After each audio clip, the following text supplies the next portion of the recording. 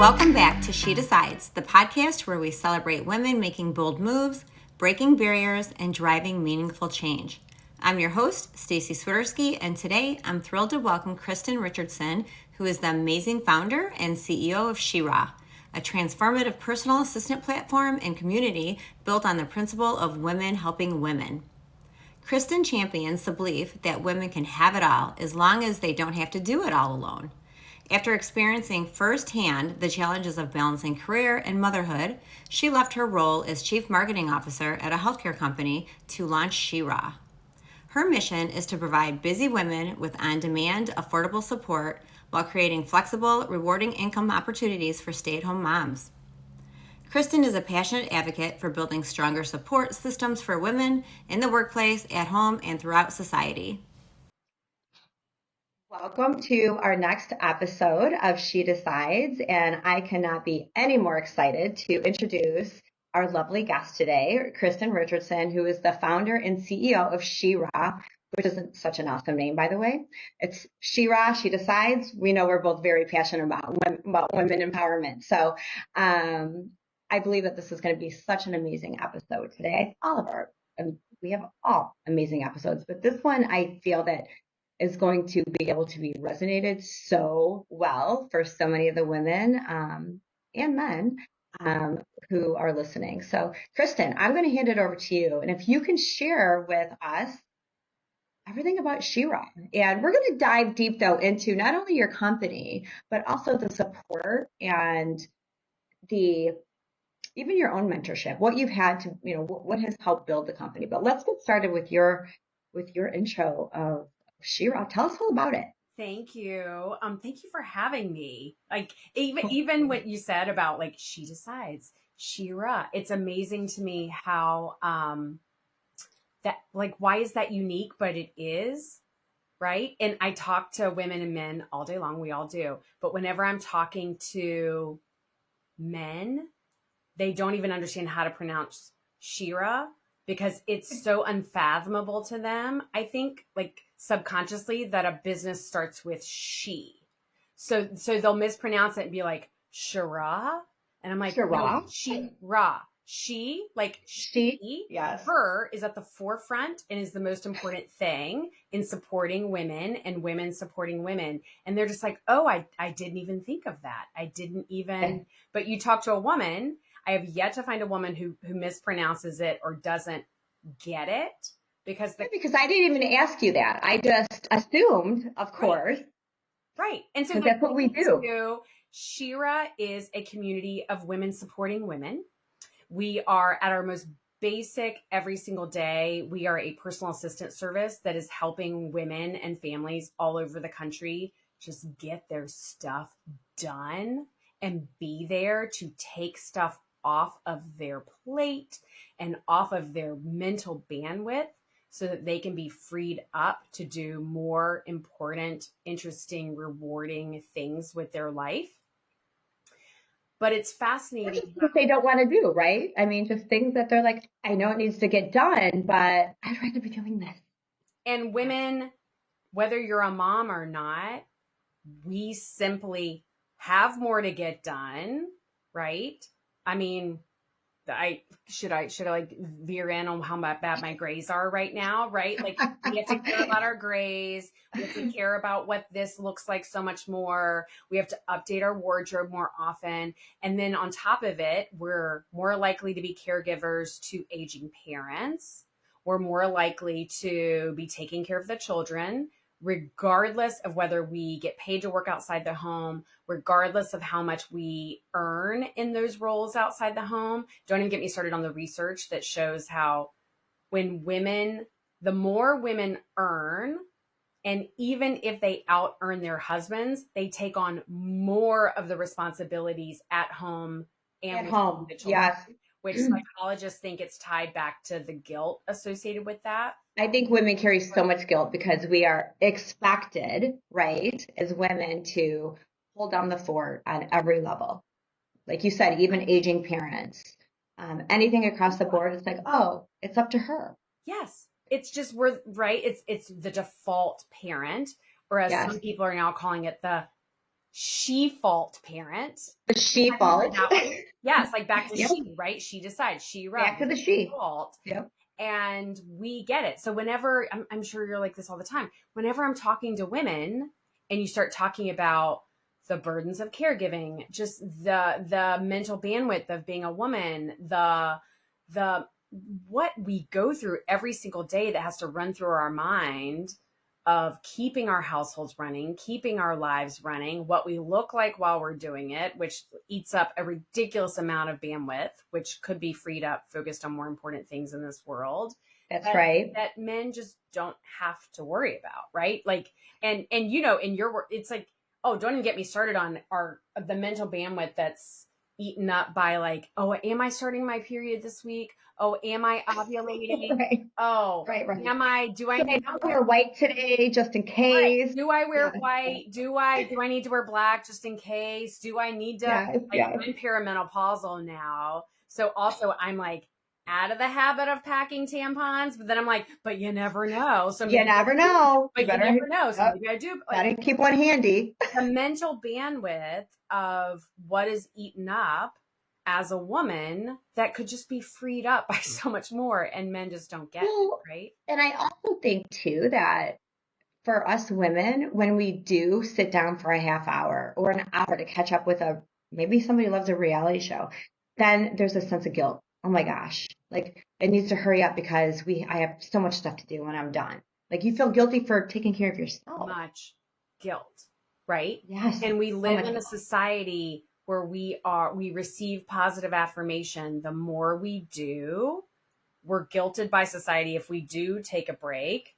go on a vacation without our kids, do something for ourselves, right? We might get comments like, "Oh, must be nice, must be." It's like, well, self-care, like it does exist. we try to, anyways, without guilt, but there's always guilt, no matter what. No matter what. It's funny how running Sherah, I get asked a lot by investors, who's your biggest competitor? It's a natural question, right? And they are male investors are baffled when I say my biggest competitor is women themselves. Because to get a woman to let go, to delegate, to think someone else could possibly do it as well as them, and to get over the guilt factor of not doing it themselves, not being superwoman, not doing it all, not, being the overachiever, getting a woman over that hump is my biggest competitor. And they're expecting me to list off companies. I'm like, yeah, we can talk about the companies, but the mental hurdle of getting a woman not to guilt herself and to trust others is enormous. It's enormous. And it affects, I feel, almost every single woman out there in one shape or form or another. It's just, And when we do delegate, we feel like, all right, we're delegating because we're picking up 3 more things that are different.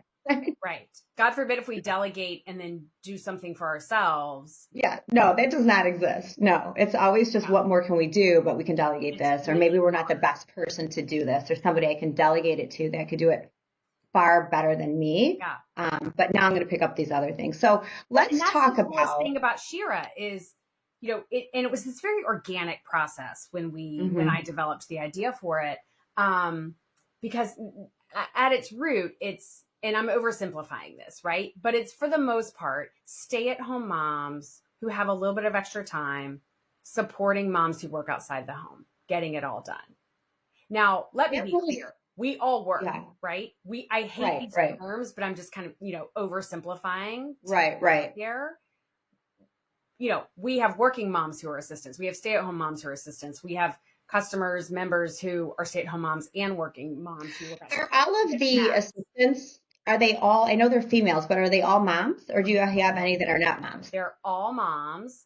And now let me say, legally, we would hire a dad in a heartbeat, right? Like we would hire a man.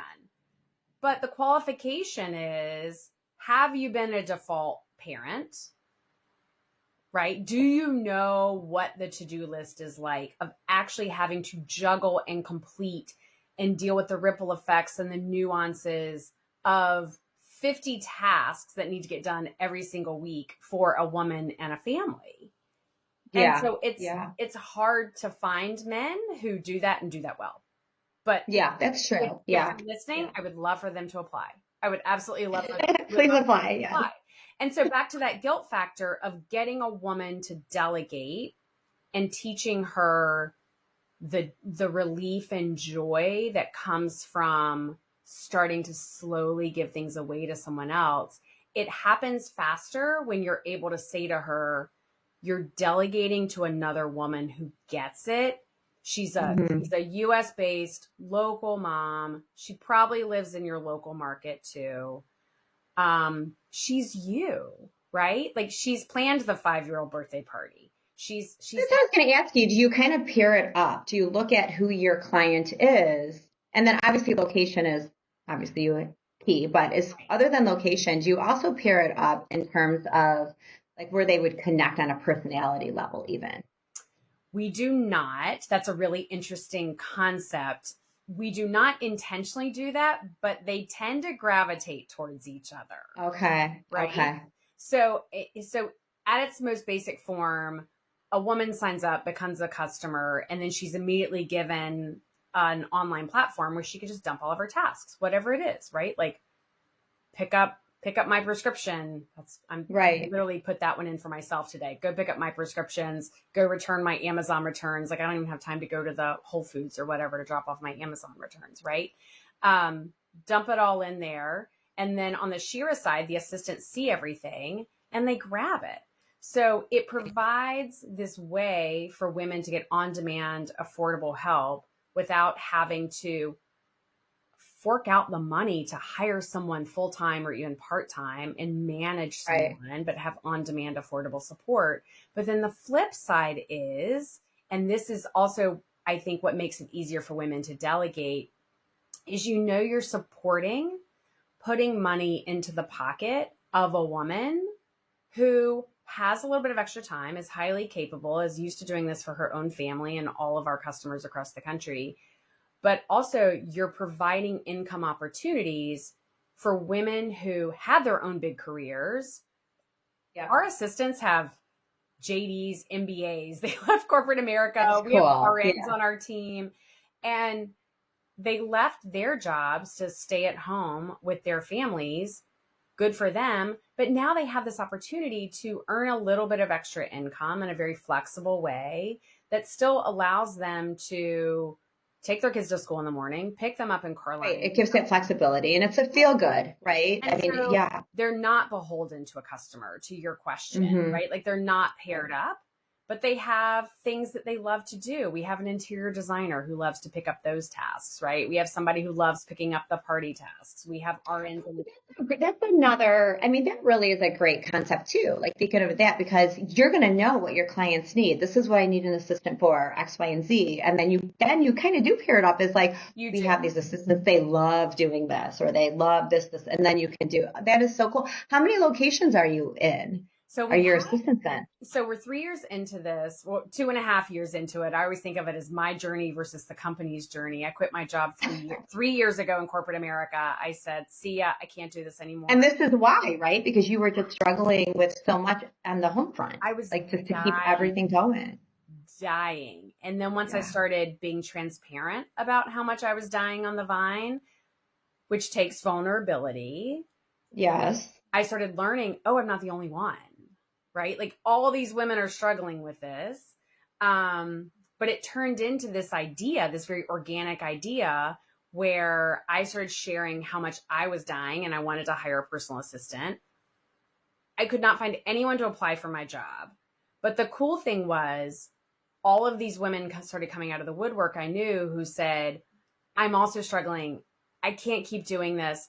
I need some type of new solution. I don't know what to do. I can't afford to hire somebody full-time for my family or part-time, right. But I need help. Could we share? Could you send me candidates who you don't hire? Meanwhile, I didn't even have one person apply to my job. So that was kind of, what am I going to do? But the other part was all of these stay-at-home moms started commenting on my job posting saying, if you could be flexible, if the hours could be flexible, if I'm not, have to be somewhere in an office every Like single a 9 to 5. right. Yeah. Or even like if I don't have to be there every single day, 9 to 2, like I need flexibility because you Yeah. never Right. know. You never know when the aging parent's going to fall or get sick. You never know when Right. the kid comes to you at the last minute. Just like last night, my kid said to me, Mom, you're going to be at the musical showcase on Friday morning, right? And I'm like, what the heck is the musical showcase? Right. You're like, Yeah, I guess I am now, but I wasn't planning on it because I didn't know about it. totally be at the musical showcase Friday I'll morning. be there. It's all on. Yeah, great. But, women need this flexibility, and the current traditional workplace does not provide that flexibility and does Right. not put women's needs and family at the forefront. And so women drop out of the workforce. And so here's this way for women to earn income, It's like a win-win. flexible, rewarding, and Mm-hmm. safe way, right? Very safe. They're not driving Uber at night to earn money, right? They're not grocery shopping.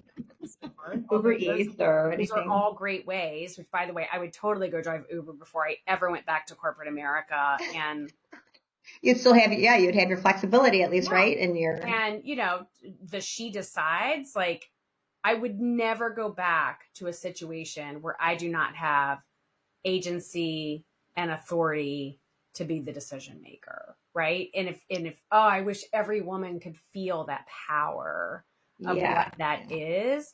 And the assistants now have that, right? Like they have this Right. power to earn income in this flexible way that works for them and to have agency over which tasks they take on, which clients they want to work with.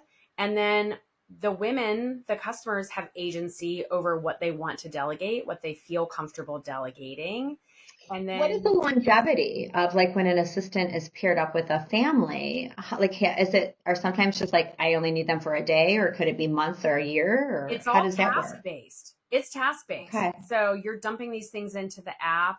You may need a doctor's appointment scheduled, your colonoscopy scheduled. You may need your toy closet cleaned out. Your husband may need his dry cleaning picked up. Who knows what it is. You may be working with 6 assistants. So are they different? Oh, that's what I was going Yeah, to ask. Oh, it could be different. Oh, right. now that is amazing. Because it's a So village, right? Like it yeah, does I love truly it. It's take like a a literally, village, I and love we all that. have different expertise. We all have different schedules. And so when you can formalize this village, it's amazing how it also takes the guilt away because unfortunately we do have all this. Not only do we have guilt with delegating, but even to ask, we always say like, well, ask your neighbor, right? Well, ask your neighbor to go run that errand for you or to But watch. then you even feel guilty, or you feel like now you owe them a favor. Yeah. And then it's just putting more on your plate almost at that Yes. point. So Yes. yeah. I So love, don't even get me I started just on love what you how do. I have learned so much because I get to see what women write in the app, right? Like I get to see and I'm not as involved in the day to day anymore, right? Like our whole operations Right. team runs all of that. But just in terms of pure research, psychologically, of what goes through a woman's mind, it is fascinating to see when a woman puts in a task, even when she's paying us, right? Like she's a paying customer. Sure. A Yeah. woman will preface it with, hey, I know this is last minute. It's totally okay if you can't do it. I get that. Oh yeah. Right off the bat. Yeah. I'm so, like, it's totally fine, right? And every time we're like, yeah, we got it. Like That's what your hiring is for. this We're is good. what we Yeah. do. You don't need You don't have to over explain. right. You don't need to excuse, apologize. It's lovely if you say thank you, but like you don't even have to do that. And yet they're making excuses for themselves and trying to caveat everything and give us grace. Women are always, predisposed to give everyone else grace but themselves. Yes. But Yes. then you watch the comparison and contrast of because we do help dads. We got plenty of dads. We got divorced dads, single dads, married dads, Sure. tons of them. They put in a task.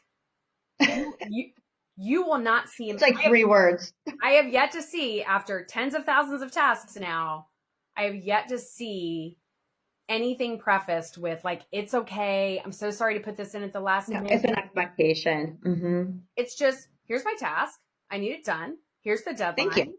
Have a good day. Right? Like, black and white. Here it is. Yeah. There's Yeah. not all of this psychological. It's because the guilt, like we were saying in the very beginning, the women carry that guilt of asking for help. And even if they're paying for a service, they still feel guilty for doing it. Oh, So yeah. And they won't even, some of them will not even let their friends know they use us. And they probably also don't want the backlash of like, oh, must be nice, or yeah. Right? Mm-hmm. Right? Yeah. Or It's some like, well, of you them should do we it have too in if you there can. like, do not let husband find out she has this, right? It's like shopping for Amazon, right? It's like, hurry up and Hide hoard the all those boxes, Amazon and right? hide the evidence. Yes. Hide the boxes. I have some questions for you that I'm really excited to get into. And I adore what you do. I wish, I mean, those services were around like a long time. When I started my company 18 years ago, oh my goodness, that would have been a beautiful thing. That is what so many women say is like, where were you when I was starting my company, when my kids were little, when I was going through X, like, where were you? Better late than never. We'll take it now, right? So one of my questions I have for you is, what personal or professional experiences have most shaped your journey to becoming an entrepreneur? Because this is different, right? Now you own this company. So, I obviously, hearing from what you went through in your previous professional roles, personally of needing help, but do you feel like you take aside like what your service does, what your company does, but like as far as like, did you want to be an entrepreneur? Did you want to start a company and just didn't know what it was? Or is it really molded into your personal experience of what you needed at the time?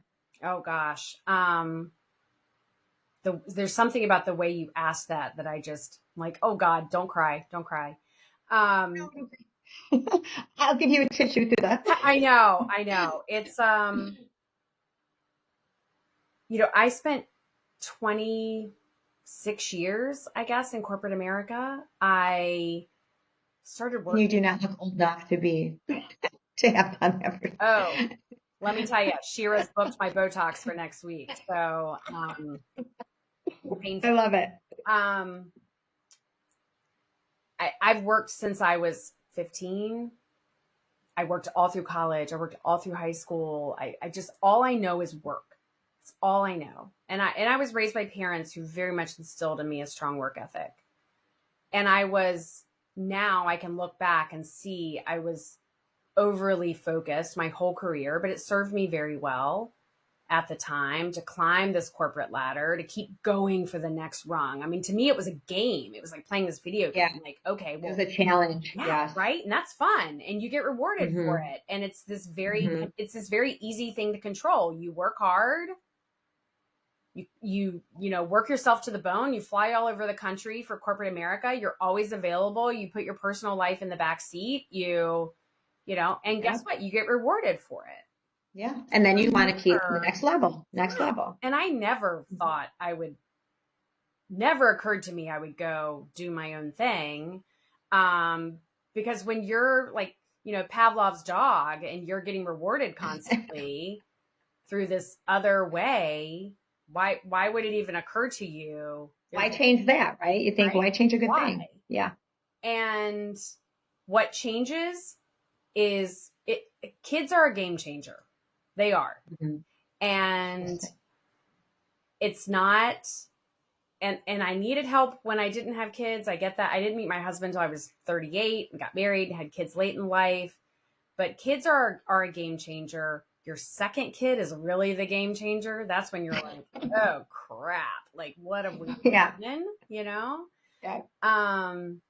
But they say if you have two, you might as well have 20 at that point. Like, it's so different. Yes. So different. Thank God I was, what do you call it? The advanced maternal age, right? Oh, yeah. So you had. Yes, the geriatric pregnancies. Yeah, you were the Jan. Yep. I had the kids at 40 and 42. But But at that point, I was able to have really focused on my career for decades and worked my way up to, the C-suite. And on the surface, I was in these decision-making rooms. Mm-hmm. But you know what? You're not. You're not actually in the decision-making rooms when you're not actually at the very, very top.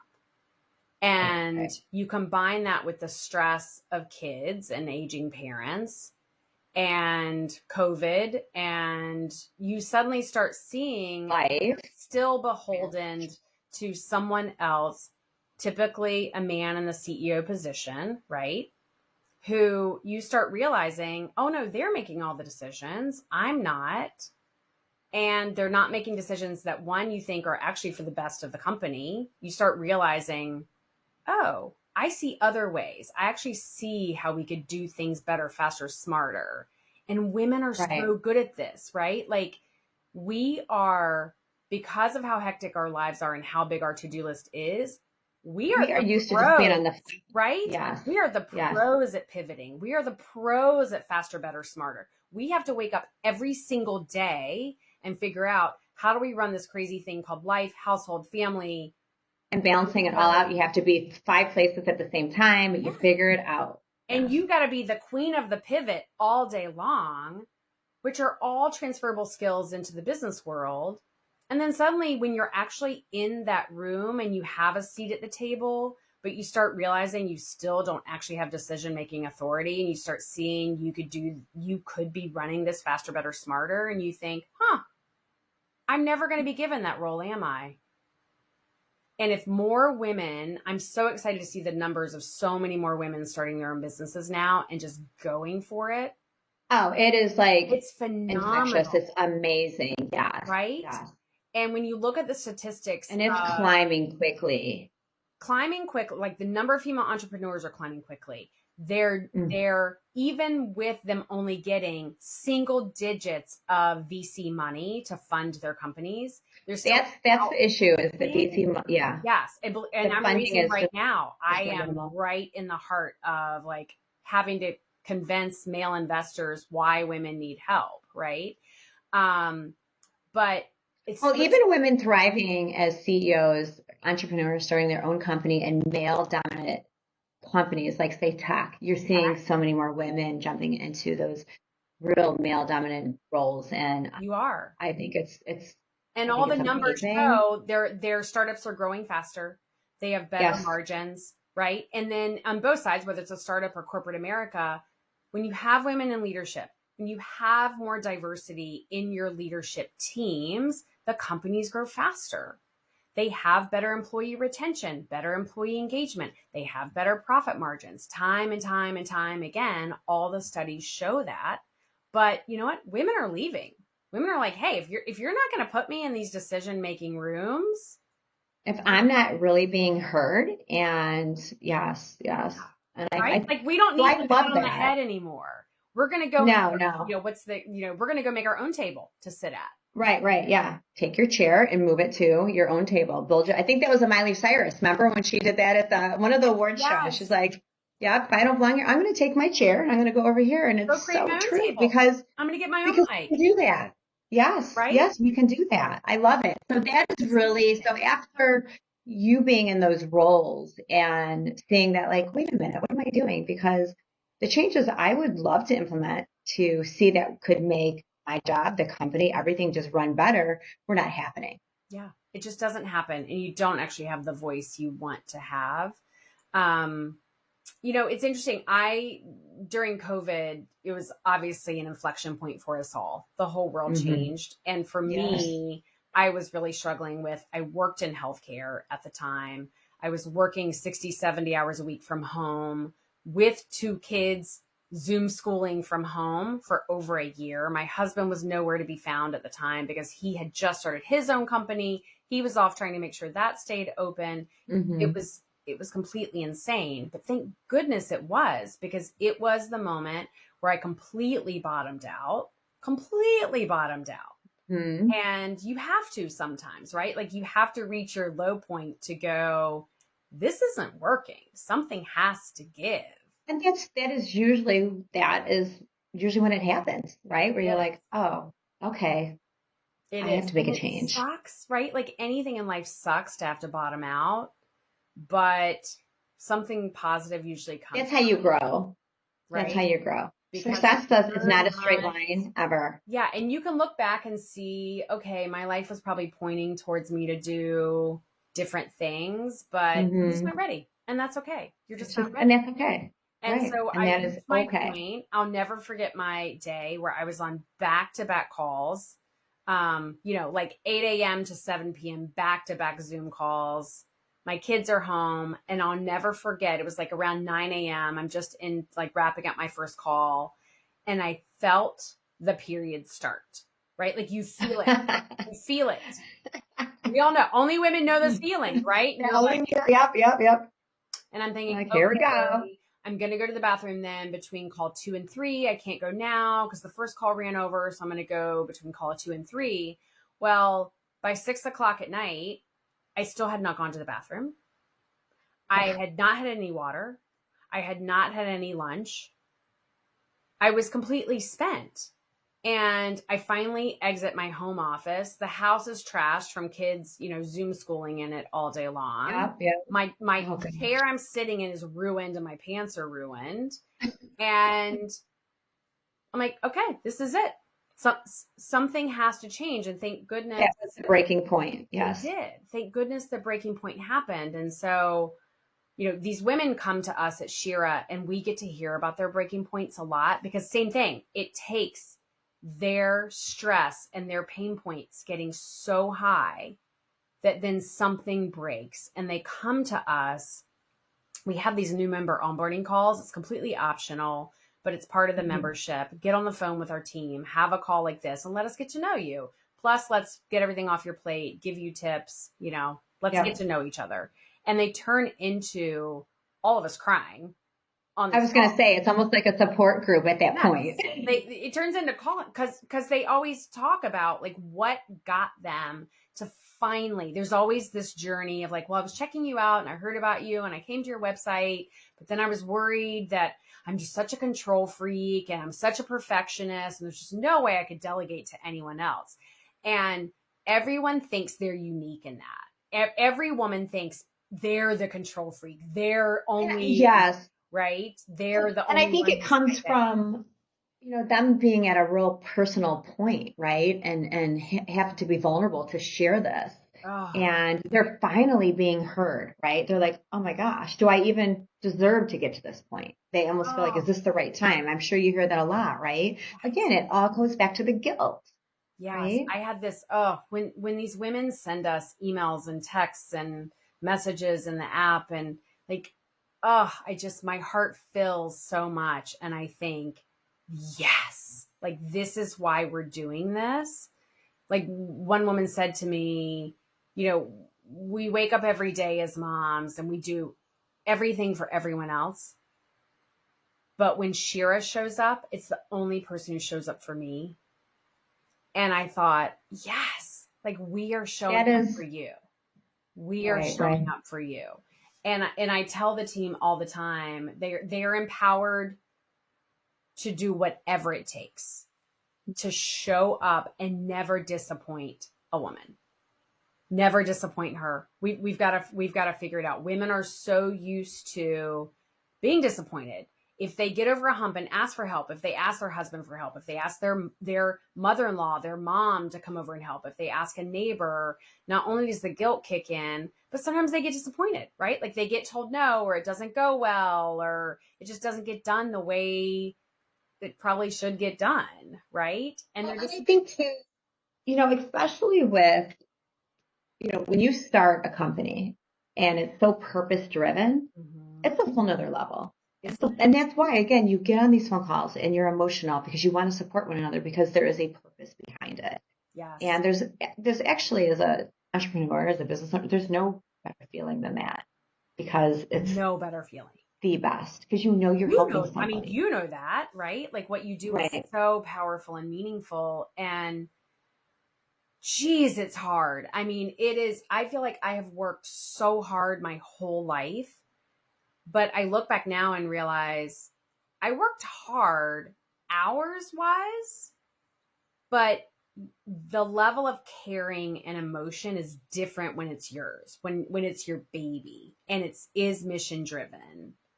The mission driven, the person, it's on a whole nother level. It is a whole nother level. And I think it exacerbates the stress, but at the same time, it keeps you going through the hard times and the really hard days. Because when you have to, when you own it, I mean, that is, it's on your shoulders, right? It all comes down on your shoulders. And I think too, like, yeah, for sure. And just part of, what we do here at She Decides is that is really the purpose behind it all, is like, how do women do it? How do we do it all, right? Whether, they own the company, they're entrepreneurs, or maybe they have a really high executive level role. Yeah. They have so much coming at them from all different angles. And so again, like meeting with you, and you've been on both sides there, right. to where now like you are offering that help to what you needed at one point. And I think women need to hear this, because people, some women don't, again, they're kind of in a silo and they just think they got to go, go, go, go, go. Yeah. But when they see the support and they know that, like, wait a minute, I can still run my company. I can still do this. I can do it all. I can, although I will say, but to have support, you can have it is a all whole nother world. if you don't try to do it all yourself. That is what I want to get into. Right. That I think is really important. That is the trick. There was an article that came out, I don't know, 12 years ago. It was a while ago, New York Times, Wall Street Journal or something, that announced women can't have it all. Like they need to stop trying to have it all. And I completely disagreed with that. I mean, certainly not the definitions of having it all, and we should all have different definitions, but we can have all those things, have the kids, have the great life, have the great friendships that we want, but we really do have to stop trying to do it all ourselves and recognize and accept the support that we have been socialized to do it all ourselves. Right, so absolutely. We have to fight back against that. So let's talk about that a little bit. Let's talk about like the delegating, and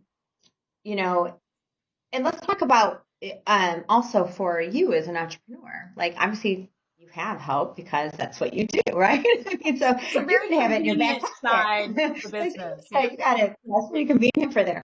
But let's talk about the being comfortable in delegating and trusting that, like, all right, I'm going to delegate this because I have to, because I need to remove this off of my plate, or because there's somebody that can do it better. How do you feel about the delegation? Because it's needed in order to sustain happiness and structure. Delegation is needed, but sometimes it takes us a little longer to get there than the others. So how do you feel with the whole delegation? Oh, I mean, for you as an entrepreneur now. I mean, I'm human, right? Like I still struggle with it, and yet I preach it every single day. I'm preaching it to you. I'm preaching it to customers. I preach it to my own team, right? Delegation is the key, and recognizing that we have so many talents, and our time, our compensation, our talents are so better used doing other things that can benefit our family, that can bring in even more income to ourselves and our families if we free ourselves up. And if you really look at yourself and think every day, is this a good use of my time, talent, and compensation? Is it? And if it's not, let's figure out if there's a better person to do it and get it off of your list. But I can say that rationally. I get that intellectually. And yet still, I struggle with that because we all think we're unique in that. We all think we're the best one to be able to do everything. So I have to have a gut check. I mean, even my own team says to me all the time, you're behind on your emails. You're showing up to meetings late. What can we take off of you? And what can we help you with? Force me to do it. Right. And we all need to be able to speak truth to each other to do that. I still struggle with it. Do you But I delegate? think Do you think you're good at delegating? I am now, but it took me Right. many, many, many years to get there. But I am now, but it also comes with building trust as well and allowing yourself to delegate. So the person that you're delegating to can prove that, like, hey, I can do this. Because if I didn't delegate, I wouldn't know what they're capable of. Yeah. And they blow my mind. I'm like, my gosh, it's given them the opportunity to maybe be promoted or, and just it makes them feel good, right? And they have a say in what, what they're doing. And but yeah, it took me a long time I had to get out of my own way. And once I was comfortable with doing that and having the right team, I think it comes down to having the right people, having the right support, team. Um, my gosh, I will delegate anything I can now Right. because It's like I a drug, I know will say. it is because I know that they are amazing at it. They can, and and I don't expect somebody to be, 100%, but if they can get the job done and it allowed me to work more on the company rather than in the company, I'll take it hands down. And it makes them feel good too. And I love to Yeah. be able to be a part of that. But yeah, it took a while. The delegation again, Hard.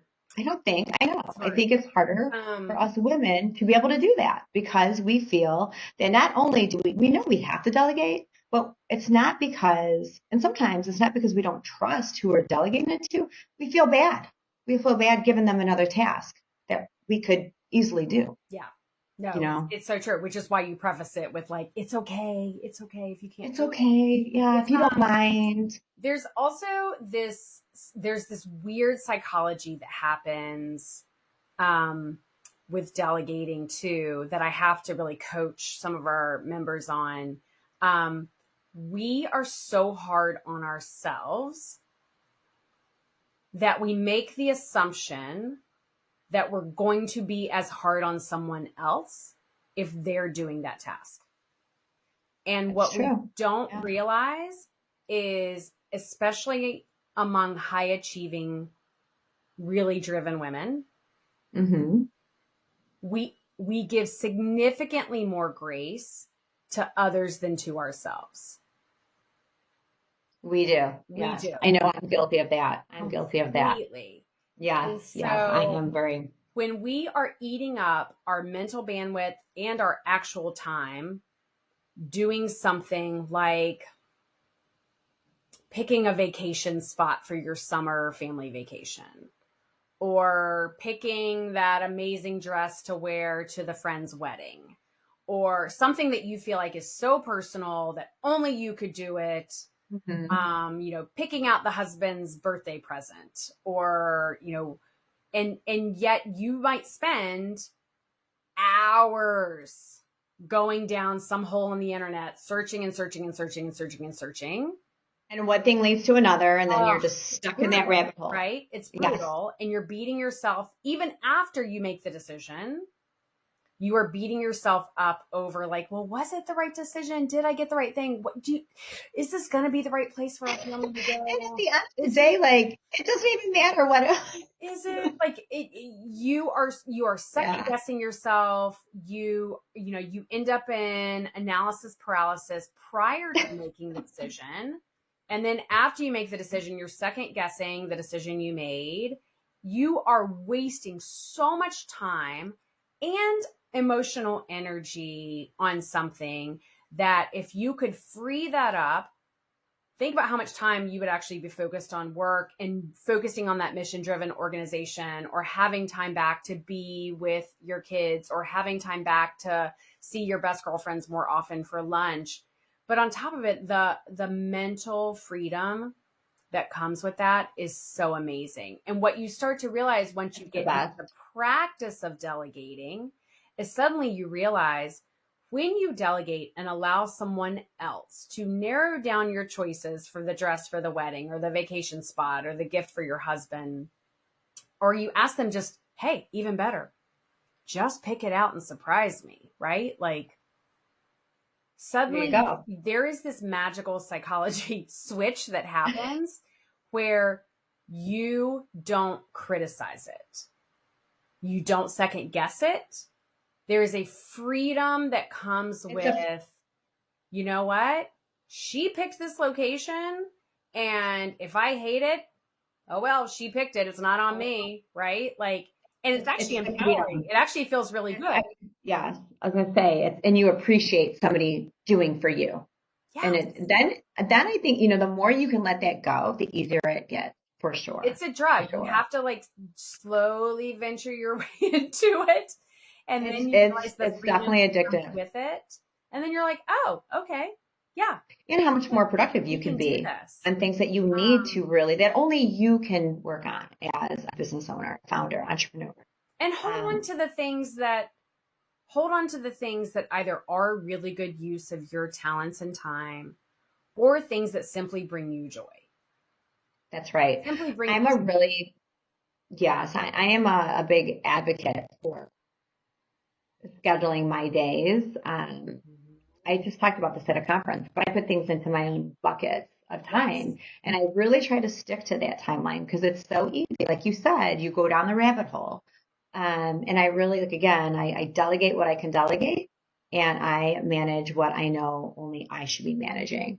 And man, oh man, did that just provide so much freedom that was needed to not only for my own sanity, but it made me a better person. It made me a better boss. It made me a better mom, a wife, and human too, because you're not stressed out so much, right? So yeah, I think it's everything. So definitely the service that you provide is, like I said, oh my goodness, I would love to have that back in the day. Yeah, I mean, you could do a whole podcast just on the importance of time boxing, right? Yes.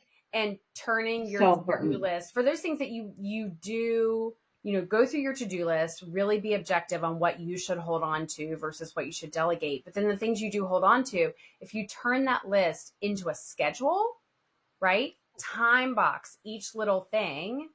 I do, yeah. Limit how much time you're really going to focus on that. And you have to have those boundaries, and you have to stick to it for it to work. That's the thing. You have to stick to it for it to work. So another question I have for you, were there any individuals or mentors who influenced your vision for Sherah? I'm a big believer in having a mentor or two and being a mentee.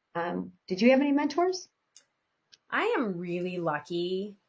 I grew up in corporate America surrounded by amazing women in very executive roles with kids.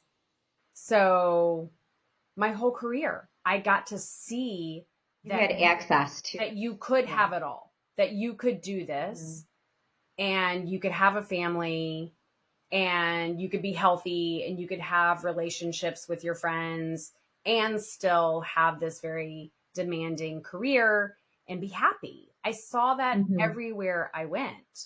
I'm really fortunate for that. I had one boss in particular. I remember her sitting me down one day, Staci, God love you. And she looked at me and she said, "Why are you working so hard?" She's my boss. And she said, "Why are you working so hard?" I was single at the time. I'm like, "What do you mean?" Like, to me, that's just what you do. You wake up, you breathe, you work hard. That's what I know. Right. What you do. Isn't that science, right? Yeah. Right. And she was like, "Well, you don't have to always work hard 365 days a year. Like, take a breather." Love that. Yeah. Take a breather. That, everybody needs periods of time. You need downtime. Yes. Where you press the gas pedal, and then when you're done pressing the gas pedal, it's okay to have time. It's okay to pause. To not be operating at level 100. It's okay.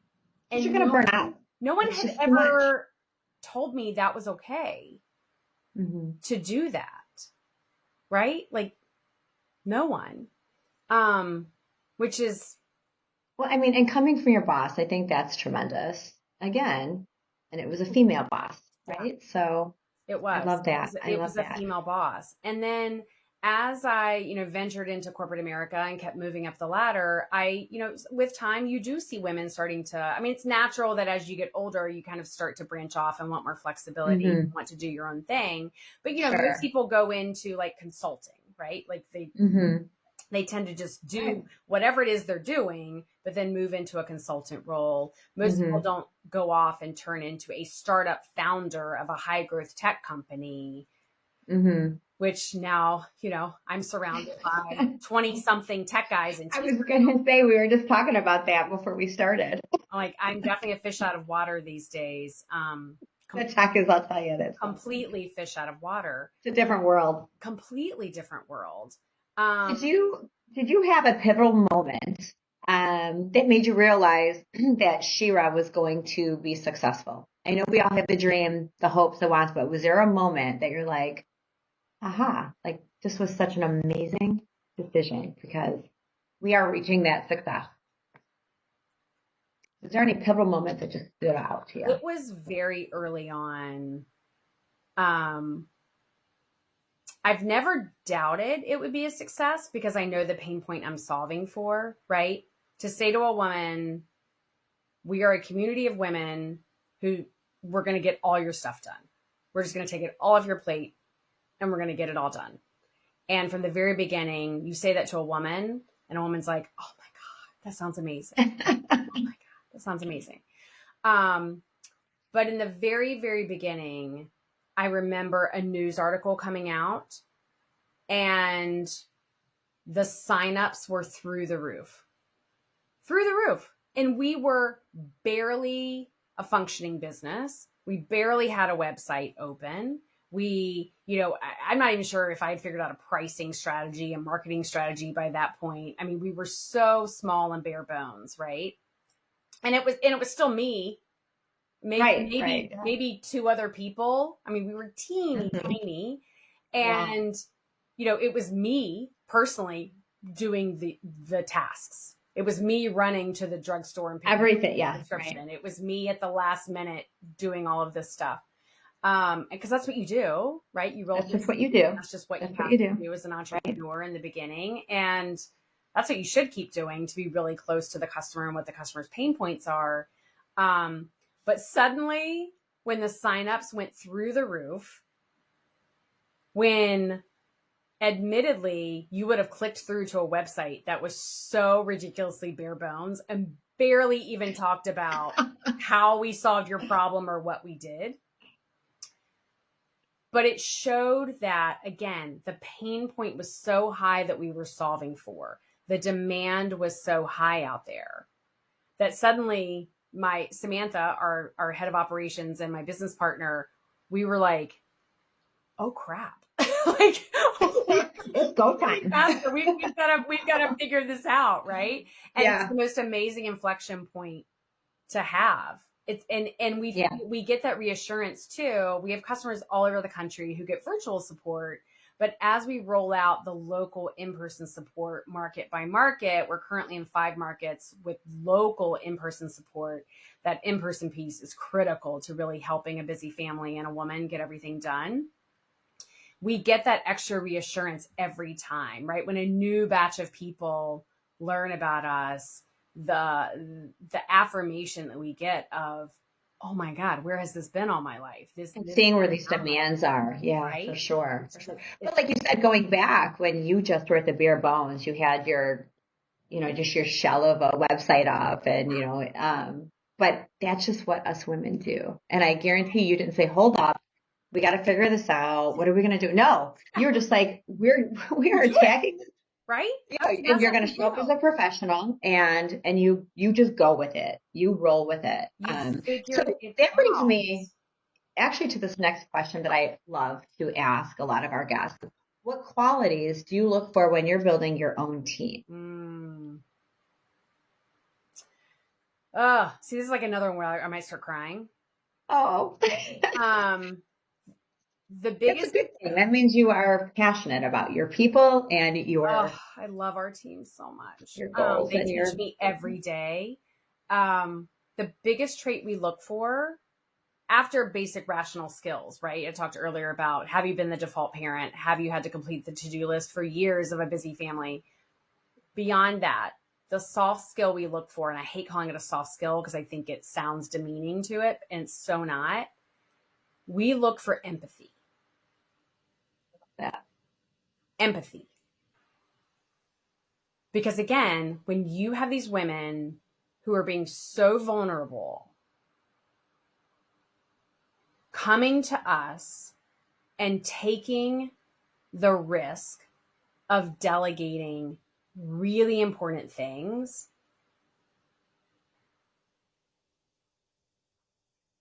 and wondering who's on the back end, who's seeing that they're asking for help, the type of help they're asking for.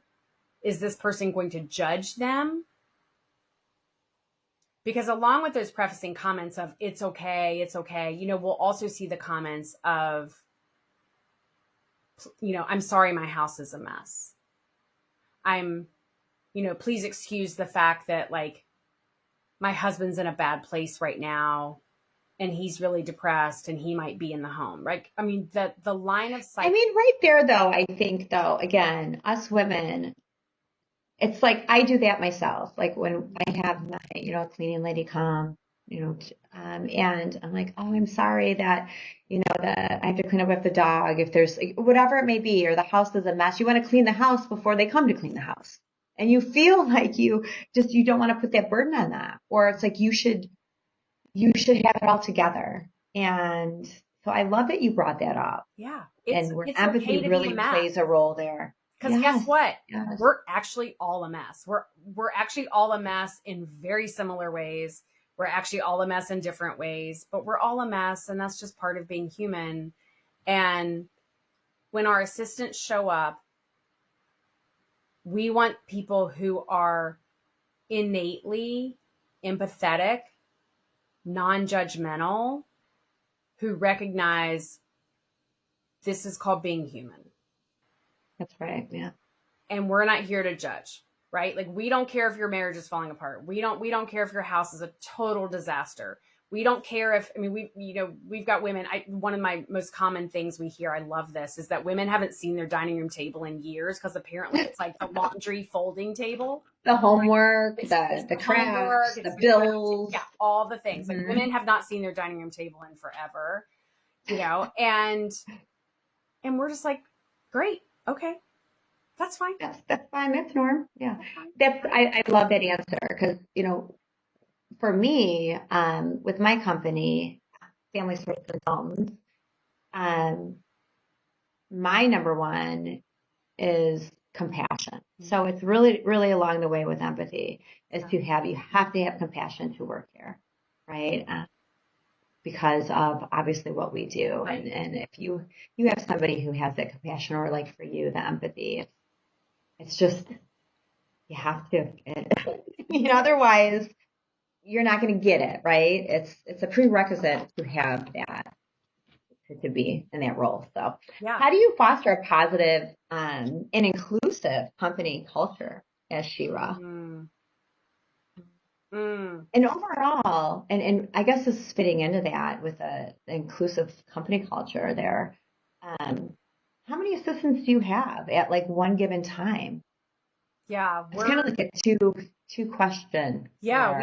we have I'm bombarding you here. I'm out of the day-to-day now. We have about 30 assistants now across the country. Okay. Most of them are in That's those awesome. 5 local markets where we provide in-person support, but not all of them are. And didn't you say that you were coming to Chicago as well? We already are. Yeah, we're already in Chicago. We've got people on the ground there and preferred vendors that we have relationships with. And so, yeah, Amazing. we have moms on the ground right there in your market who are ready to come run your errands in person, or, call the roofer, book the doctor's appointment, all of those things.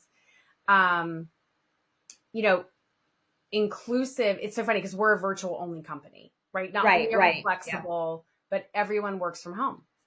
Everybody's remote. Yep. Everyone does. I mean, I go into an office every once in a while, meet with the tech team, and and Samantha, the head of operations, she and I co-work all the time with our dogs at our feet. But it's fascinating. I love it. Me, in fact, I think my dog's at my feet right now. you know, that word inclusive is such a loaded word these days. It really is. Yeah. And I hate that.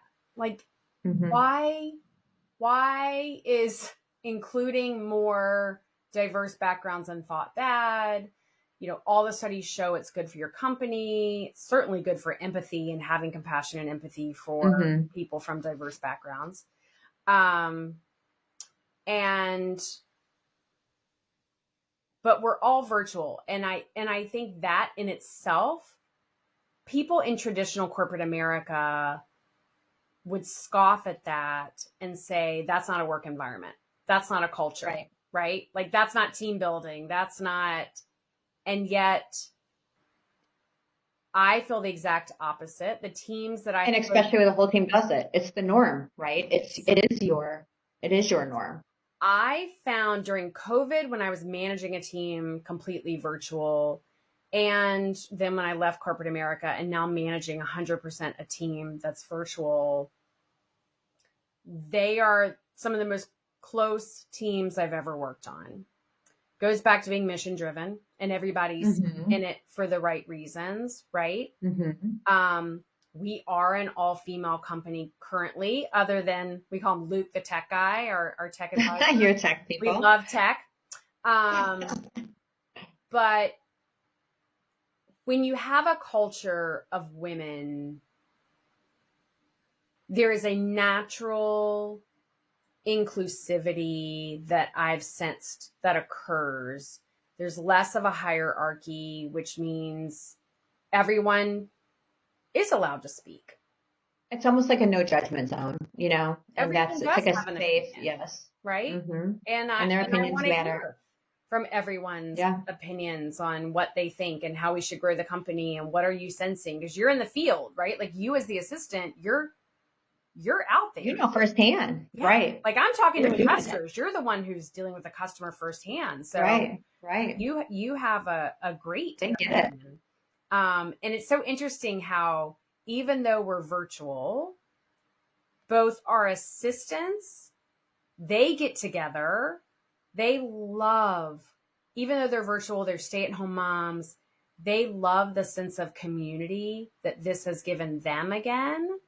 And we do get together in person, and we grab coffee, and we have happy hours, and you know, we do those things. And it's created a sense of community even with our members. So we're actually hosting next month in our hometown market, and we'll eventually expand this to all the other markets. Our members want to meet our assistants because they haven't met all of them. But the sense of community that has been created of women helping women and the supportive environment, they want to meet one another. And so you feel like a little reunion. Inclusivity. Right. Like, suddenly you're part of something that's so much bigger than just a little personal assistant service that's, you know, booking a doctor's appointment. It is so much bigger than that. And you sense as a customer, and we've been told this by our customers and by our assistants, you know, they feel like it's part of something bigger. It's a movement. And it goes back to definitely a movement driven. I think as we grow, you know, you know this, as you grow and you scale, being true to who you are and true to your values keeps getting harder and harder and harder. And you have to be intentional about that. So you have to be intentional, and you have to be, you know, authentic, and it's just, and it gets harder. But right? but yes, it becomes more difficult because you just have more difficult decisions. You're dealing with more people. But you still always have to stay true to your core, no matter what. And if that's the filter through which you're judging everything, you'll be fine. You'll be fine. You'll be fine. Absolutely. But it's hard to stop and take a breather and do that and run it through the filter a little bit. But yeah, as we grow, I mean, one of the things that drives me nuts is our early adopters. It's a more homogenous group than I would like it to be. And I've never wanted this to be a company that is only serving, you know, 1%er white women in corporate America, in heterosexual marriages. And, you know, here's the type, right? And as we're scaling, it's not that, which is great. But how do we make sure that as we're scaling, we're creating a service and a product and an experience that works for more families, more types of families that look different, that feel different, that work for even every market is different, right? Right. Yep.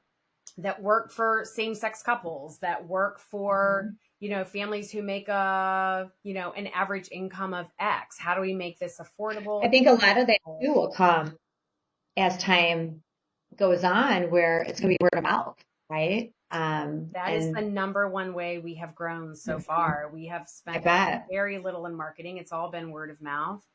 But, again, when you're mission driven, and our mission is to support women and help women go after their goals, and particularly to get more women into leadership roles into the world, because we believe that the world is a better place when you do have gender equality at the very, very top, making really important decisions for women and for families. That even up. And so that needs a broader base of customers that we're serving. Yeah, really I love that. And so we're going to be more intentional about that as we grow. Well, I think that also, that's a key word, is intentional. Planning, being intentional where you want to be, and providing that service for more clients. Like, again, I think word of mouth, as that continues, it's just going to be a snowball effect. And I know you're going to continue being extremely successful. I also think too, I had asked you that question about when did you feel that, what was that pivotal moment when you felt that you've reached that level of success, or you're going to get there. I think success looks different for everybody. Success is not just a financial means. It could be happiness. It could be spending more time with your family, working part-time even. That could be successful. Where creating your own schedule. Well, exactly what you're doing for your team. And they're able to really decide on, like, these are the hours I'm available. And to them, that could be success. So success is different for everybody. And it is different for everyone. Yeah. I'm a firm believer that we decide that, right? Like, what works for you may not work for me, and that's okay. Completely. Yeah. I mean, some women come to us and say, I went after that job and I may not get it, but you freed me up to even feel like I could go after that higher role. That feels like success, right? And then other women will say, my kid has noticed I'm available in the evenings more to play with him. Oh my God, that's success. That's for her and me, right? Yes, that's a win in itself, right? So yeah, I mean, definitely what you do is allowing, it's on such a bigger, larger spectrum of just, at the forefront of allowing, maybe I can, I don't have to go pick up my dry cleaning. I don't have to do that, but then the core of it, to what you're allowing this person to also focus on, that is really near and dear to them.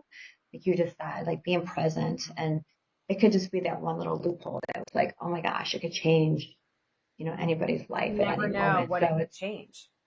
It's very, very touching. You. Yeah, same with you. Yes, and if we keep that, at our forefront, and again, being intentional of what we're doing each and every day, we're just, just a little bit each day. It's just going to grow into something really enormous. And I'm a huge lot advocate. of women, I see a lot of women throughout my entire career who do not go after that next job because of fear of having to work even harder. And one of the things I've experienced in my career, and I try to coach other women on, is, in my experience, you go after a higher job, you're already working hard. You're probably not going to work harder. You're not being paid more to work harder as you move up. You're getting paid to stress more, to have more decision-making power, and be in that hot seat and have more accountability. Level decisions. But not to work harder. Right. So it's just a different level is what it is. You can hang in there and move up. You eventually get to a point in your career where you're going to be working the same, if not less. You're going to have more flexibility. to be able to be there for the other aspects of your life and more Mm-hmm. decision-making power, yeah, you're going to have more stress. You're getting paid to have more stress and accountability. That's what Not happens to is it's work the accountability harder, factor. It's not right? working harder. It's just working And different. we need to really educate women on that, so that they'll hang in there, right? Mm-hmm. And move up the ladder, or start their own jobs, start their own careers, start their own companies, because there's I have the biggest crush on Sally Krawcheck, who is the founder of Elevest. And she has this great quote of nothing bad ever happens when a woman has more money. Amen. Amen. Amen to that. Yes. Yes. We I'll are cheers to that one. no, we are more likely to support others with our money. We are more likely to give back to our community. We are more likely to grow companies that have happy employees that are really loyal. We are more likely to run companies and grow companies that have richer benefits that benefit families. Like, I mean, positive We give back. only happens. And I think it's the freedom of being able to do that. Yes, when we have more money, we're able to advocate for a cause or give back on, to whatever it may be. But I love that quote. I'm going to steal that. I think that's Yeah, a good check her one. out. She's amazing. And I think, even starting your own company, there's this perception of, oh, I'm going to have to work harder. And whether you're in corporate America or whether you're starting your own thing, yes, you're going to work hard. Absolutely, you're Yes. going to work hard. Yes. I'm Yes. exhausted all the time, but Yes. I'm happier than I've ever been.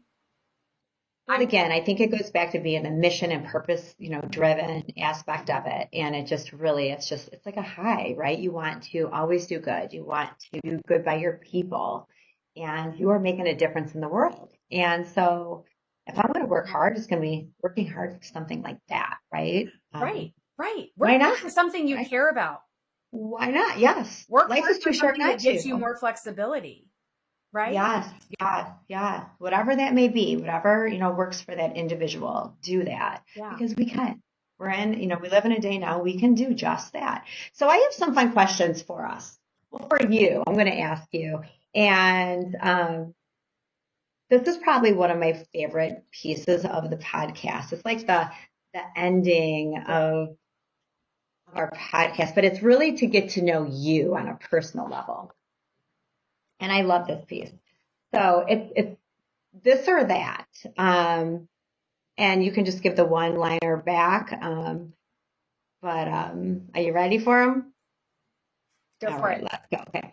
This or that. Okay. Would you rather talking to clients or managing your team? Oh, talking to clients all day long. I love it. All day long. Over communicate. I love it. Are you a over communicator or straight to the point? Both?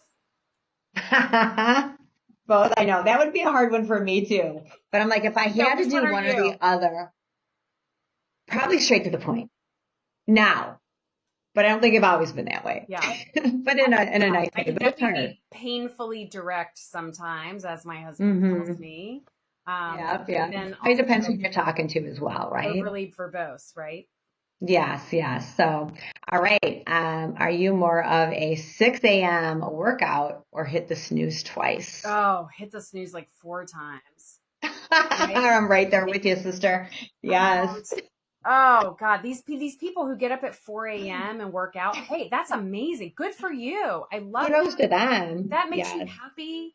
You do it. I used to be one of these people that did make myself get up pre-kids. I would get up and, go run 3-4 Mm-hmm. miles every morning. And now I just realize that does not bring me joy. That's not my happiness right now. It It does ain't. not bring Nope, me nope, joy nope. at all. At all. I'll fit that in when I can. All right. The next one. Lashes done or nails on point? Ooh, I'm definitely not a lash girl. I'm definitely, I'm practical. So I'm going to share my little secret. So I would not say my nails are on point, but I am obsessed as someone who needs efficiency in my life. Have you discovered the new nail stickers? I have not. I know what they are though, because I have several friends who swear by them and they like their nails short. So Yes, they're like, it's amazing. I don't know if it works for long nails. I don't know, but theirs are it shorter and does. they're just like, it I've is convinced a women money with saver, long and short nails to time do saver. it. It's one of those, it goes back to women. Maybe you enjoy it. Maybe it brings you joy. We're also judged more than men are on how we look. So nails are one of those Every day. things Yeah. that, right? Like sometimes people can judge you on that a lot. So I try to be good about the nails, but I don't have time. I mean, the idea No, of like it's time sitting in a consuming. salon for 2 hours to get my nails done, that actually doesn't bring me joy. Some women it does. Great. Make time for that. And you can't even look at your phone for emails because they have your hands. Like, oh, and then you're stressed out It's because you're like, torture. I haven't looked at my phone for Torture. 45 an hour. Yeah. Completely So staring at your yes, phone, yes. unable to touch it. It's hilarious. It's Yeah. torture. And so I discovered these stickers. I feel like they are the best gift to women. How long do They they last once they're on? they are phenomenal. You just push your cuticles back and throw them on, and they are chip free. They are great for like 2 weeks. And in 2 weeks. 5 minutes, you look amazing again. You feel like a new woman. Check That's them out. awesome. So you are definitely more the nail, Yes, if you definitely. will. Low key nail, we'll call it Yeah. that. What are All you? right, the next one, definitely more nail. Yeah, I can't do lashes. I've done them and I just, no, I like to rub my eyes. Well, Yeah, and everyone who yeah. does the lashes, they eventually get over it because it ruins your lashes. Well, then, yeah, it just can't be good for your lashes. I don't get it. But yeah, no, definitely nails. All right, scented candles or fresh flowers on your desk? Oh, definitely fresh flowers. Um, Same. yeah, definitely fresh flowers. And that is something I've actually had to learn to like because again, I'm so practical that I spent my whole life only being focused on potted plants because I'm practical. I'm all about efficiency, right? Right, right, Had right. to learn and train myself to just appreciate the beauty in things that Right. maybe they don't last forever, right? I think candles for me is more for a sense of like calm. I like to Mm, light a candle, whatever, it's just calm and, it's nice. But yeah, definitely I like the flowers too. I'm with you on that one, I think. All yes. right. This is a easy one. Fun. Uh, a blazer or a hoodie? Oh, hoodie in a heartbeat. Hoodie. I literally took my hoodie off before I came here. I've got my sneakers on. Um, and isn't that one of the great things about COVID and this new working world and even starting your own company? We're not expected to wear suits every day, right? No, We don't no. have to Yeah. wear a blazer to prove I'm credible to Right. run a company, To prove that you're competent to do your job. Like, right? yeah, it doesn't matter what. Yeah. Right. Right. And yet, I Um, grew up in this culture, especially, oh my goodness, I worked at a law firm for a while. oh Um, yeah. So it was nothing but, yeah. Suit every Suits, day, blazers. Yeah. suit. You were maybe allowed to wear separates on Fridays. I mean, it was so formal, and it's the law. I get it. You're dealing with serious issues, but I love this new world. And I think COVID, made it even faster where it's okay to be more casual and it doesn't discredit you at all. I love I that. love I don't know do you ever watch Shark Tank? Oh Do you yeah, know who all the Mr. time. Mr. Wonderful on there, that Kevin O'Leary. He will, not on that show, but like you'll see him on his socials and Mhm. he has like this really cool background, but then he'll be filming himself from another angle and he's in like sometimes boxers or sweats Right. or yeah. And then, but here up, he's got like a tie and so it's like, I'll tell you what COVID has introduced. It's like a beautiful thing sometimes, isn't it? It is a All right. beautiful thing. And It women is. need to take more advantage of it, but our insecurities constantly make us think, should I put on a blazer? Should I, don't second Yeah, I guess mean, yourself.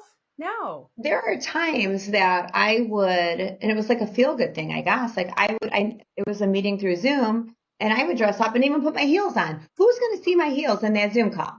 Yeah. I don't think they're going to ask me to stand up, turn around, and show my feet, right? But it was just like a guilty, like I feel like I have to do this, but I'm getting better about it. Like, look, today I have my sweatshirt on. Yeah. Um, Mondays off or Fridays off? Oh, What would you choose? Fridays. Fridays for you? All right. Fridays. Yeah. Yeah. You know, Same. oh, right there. What is it about a Friday? Woo, it's good. Yeah. Talking about your time boxing earlier and really limiting your schedule and when you're doing things. I highly recommend even taking one step back and looking at your weekly schedule. And for me, Fridays are my day where I do not allow meetings. I'm always available. Call me, I'm Right. All working, time. Right. but I'm catching up from the week. I'm responding to the people I haven't responded to yet. I'm organizing and preparing for the next week. And then at 2 o'clock, I'm done. I am mentally You're like, done. I am peace checked out. out. Yep. I'm ready to go have ice cream with my kids and have a tequila with my girlfriends. There And you go. Yeah. I'm And you're done. gonna do you. I, Yeah. I'm throwing the hoodie on and I do me. I love that. Monday, I'm raring to go. But yeah, everyone's different. And for women to be empowered to even stop and ask those questions of which is better for me, and to be empowered to go after that in your life, what a great time to be alive. Oh my gosh. Hands down. I love that. That was great what you just said. I think that needs to be a clip of its own. Um, all right, a couple more. Again, this was get to know you. Heels or flat? Oh, that's changed. I'm flats now. Yeah. Coming from corporate America, I wore 3-inch heels every day and swore I could wear a marathon in them, and had the calves to show for it. And, about to turn 51, things start changing in your body. But yeah, not only am I a flat girl now, sneakers are amazing. Sneakers, like cute sneakers, are amazing with some trousers, They are, yes, yes. I always laugh because I love that one of my very good friends, she always says sneakers. In Chicago, it's tennis shoes, right? Or gym shoes. right. And so I just love like the sneakers. The sneakers are amazing. Yeah, trainers, sneakers, yeah. Yeah, I And love it. I Stuart love it. lately came out with the cool design. The sneak. Yeah, Yeah, did you they're see amazing. that? It's I nice. love that. So you get a little bit of Yeah. both, right? You get a little bit of both. Yeah, I haven't ordered a pair yet just because I couldn't find any that I liked that, looked good. But now she's coming out with like different colors and they look pretty cool. So I have a few on my mind that I want to order because I want to try them. I want to see if they're really as comfortable. Now, do you own a pair? I do not, because I just Okay. want them to be flat. Right. You're like, I want my flats. I'm all about throwing on I don't need a heel anymore. some Adidas or some Jordans with a pair of trousers. That's right. And yep, with your hoodie and it's go time. And go. Love it. Love it. Last but not least, and this will be right up your alley. Would you rather, this or that, run errands for someone or cook for them? So then had to loop right back into what you're doing, right? Neither. Like, Neither. Ain't happening. I do still run errands if we're, if push comes to shove, but no, I don't want to run errands for anyone. I don't want to cook for anyone. What about for your family? Would you rather do that? Are you the errand runner or are you more the cook or neither? Oh, neither. I delegate as much as I can. Again, it goes back to like knowing what brings you joy, right? That's right. And That's I will say I have started cooking more since I finally discovered a meal kit service that my daughters, they're 9 and 11, and it's just simple enough to where they can really take the lead on it, and we do it together. There you They go. love it. It's become this thing where they're like, okay, are you and I going to do it together? And then it becomes this thing on, Tuesday nights are Blake's night and Thursday nights are Cora's night. And they get to take the lead on it and become cooks, and they love it. And they know that they get an hour of undisturbed time with me, but it's not. And it's mom time. Yeah, it's mom time. It's not cooking, right? Like, right. I don't care about the cooking part. It's just something that we're able to do. You can do together. And there's so many meal kits out there that, they say dinner ready in 20 minutes. And maybe I just can't do it, but the dinner's never ready in 20 minutes. It's like 40, 45 minutes. And I will put a plug in. There's this meal delivery service called Gobble that I swear to you, actually, you can have dinner on the table in like 20, 25 minutes. It's so simple. It's so delicious. My kids love it. We do it together. The kids deliver once a week. Does it come already cooked and you just got to No. heat it, or do you still Well, have to some of cook it? them It's just like a can prep. if you want that, but no, they're just really simple, delicious, healthy meals that you can throw together really quickly. And a lot of the things are already chopped. They're already pre-measured, There you chopped, go. and you Yeah. So it's just mix it throw in, it all together, stir it up, throw it in the and oven. it's life-changing. No, I'd rather have Shira run the errands, my husband cook dinner, or my daughter cook dinner, and then you and I sit around and then we can have, say, the tequila, the wine, whatever it is. you and I sit around and chit chat and solve the world's problems and take over the world and grow amazing That's companies right. and delegate. right. Like what do you take with yourself on like you're on vacation, you're sitting on the beach, whatever. Like what are you reading? What's your thing that you like to read? Yeah, for me, my reading is I'm a podcast junkie, so I like to put on my headphones and listen to podcasts for sure. Yeah. But if I was on the beach, because I like to listen to the waves, I'm really into. Then I'll have a good book. Like there's a good book, Mel Robbins. I don't know if you. She's amazing, and it's just. Right? It's life-changing. And so I like those positive affirmations. I'm always focusing on something business. That's kind of my, I don't really shut off, but that's my happiness. It's because I love happiness too, right? My happiness. When a new Harvard Business Review shows up at my house, I'm like, ooh, I get to like lay on the beach. I know. Yes. So what would you be reading? Or a new business podcast, drops. Yes. Or I especially love podcasts that are focused on startups because it is a different way to think about scaling a company really quickly that they don't teach you in corporate America.